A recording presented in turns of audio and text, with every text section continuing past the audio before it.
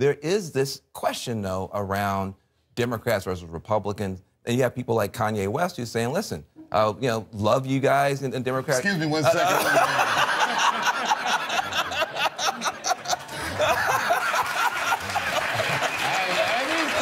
Why don't you just get him on FaceTime? well, you know where I'm going with this. Kanye says that, it's time out for Democrats. What do you guys think?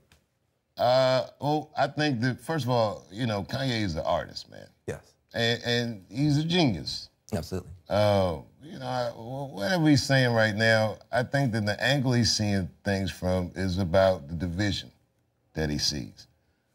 And he's not inconsistent with what he's saying. For instance, a decade ago, I read a quote where he said he wanted to take the Confederate flag and reappropriate it some other different kind of way. I mean, there's a MAGA hat, whatever, man. The thing that's scary about this presidency is after it. I don't know if you've been married before or had a girlfriend and said something in a fight that was so wrong, and then after that, we still family, we still around each other, but man, I sure did say all that shit, didn't I? And I'm not mad at Kanye. That's my brother. I love him. I support him. I buy his albums. No claps? Oh, man, that was rough. I know, whether people clap or not, But, I don't have to agree with everything that he says. I just trust him as a person of intent. But, he shouldn't say all that shit, but... but let me take it on the argument then, so to take his personality out of it. What about the argument he's making, which is that, it's almost, you're in this PC prison, you can't say anything, and you're not allowed to vote for Republicans if you're African American. What's your argument to people who feel like it's time to give Republicans a chance? It's an argument being made by a minority. But I'll say this: I'm not a partisan dude. If he ran as a Republican, I'd vote Republican. If I got a chance to vote for somebody like this, I'm voting for somebody. This isn't about party. This is about ideas. That's right. The ideas have kind of migrated from party to party. The Democrats used to be much more conservative. Today, however, unfortunately, there's only one party that stands for civil rights. There's only one party that stands for environmental protection. And we have to, as voters, really listen to the ideas. What I say to folks is that, look, the war on drugs has failed. Trickle-down economics has failed. We have to have the courage to put ideas on the table that actually lift up working families, white, black, brown, Native American, Asian American. We've got to move beyond the labels of party and look at ideas, but let's also be clear. Donald Trump's party is Donald Trump's party, and what they stand for right now, we have to fight with everything we have. The other big issue, we're talking about race, talking about class, gender. We're now in the situation where a whole new set of voices is coming forward. How do you guys look at the role of this new movement for women's empowerment, the Me Too movement, et cetera? I hope it succeeds. What we all have to realize is that we all have to stand up in this moment and say that these women who have the courage to step forward, these men in many places, the courage to step forward who were sexually assaulted as well, we have to believe survivors. We have to have their back, and we have to figure out how we finally leap forward. Because we've been staying stuck for a long time. It's shattered a lot of lives, and enough is enough. Yeah, I think that for most men, especially the men that I'm talking to, one, I'll tell you that as a movement, it's effective. Like in Hollywood, man, they are buttoning up. Which is good. Yeah, which is good. It's better than good. It's necessary. Two, I'll say that there's a lot of men that are learning for the first time the extent of the plight of the women in their lives. We're just learning that consent is important. Most of our states, they don't teach consent when they teach sex ed. Think about that. That's right. And this is a tough discussion, but it needs to be had. Yeah. And people need to learn the lessons, and we need to listen to one another.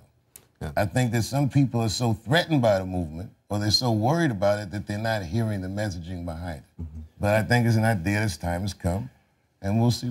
Did you watch the Kavanaugh testimony, the hearings, all that kind of stuff? I've seen highlights. Yes. Yeah, exactly. What was your take and impression? Can you imagine an African American or a female yelling at them senators like that? Oh, you mean the way that Kavanaugh yelled? Yeah. Or any of it. You know, man, I'm from this area.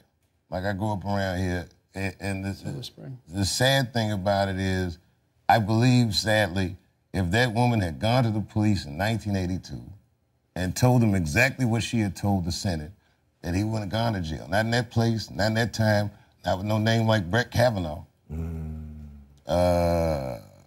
It was daunting. It also made me sad that this is a national discussion that's happening during a Supreme Court nominees hearing. It's a tough time for this country, man. Famously on SNL, you said you wanted to give Trump a chance, but you also wanted to make sure that he gave disenfranchised people a chance. Looking at the Trump presidency almost 2 years in, do you feel that he gave disenfranchised people a chance?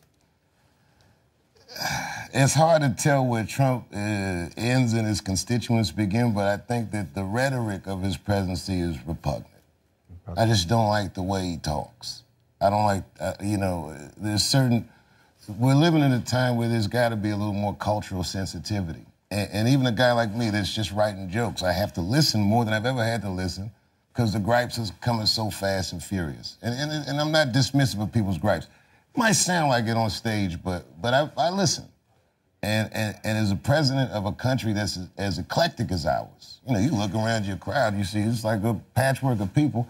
I just think that he's speaking to a very small choir.